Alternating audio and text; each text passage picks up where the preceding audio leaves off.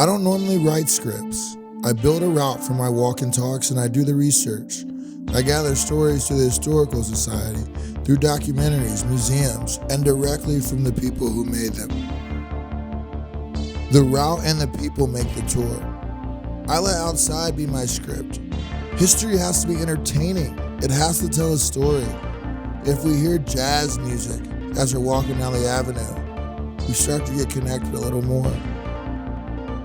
You connect people to these stories, and that brings the entertainment. Figuring out what they like, what they're entertained by, and shaping the tour right around it. Sometimes it's tough, though. We are talking about things that really happen, and I don't shy away from it.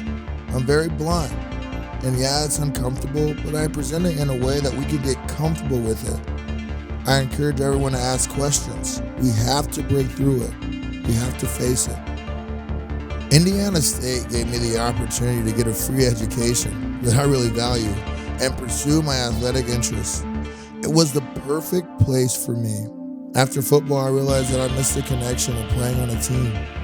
I started writing and blogging. I want to share my perspective. I want to try and recreate that team, that family atmosphere with people who are open-minded and willing to see things in a new way. When I wrote about Indiana history, I realized how much I enjoyed it. It allowed me to connect to even more people who already knew just a little bit about what I was talking about. I find tremendous value in telling these stories. I feel a duty and to honor the lives of those who helped shape this city that I love so much.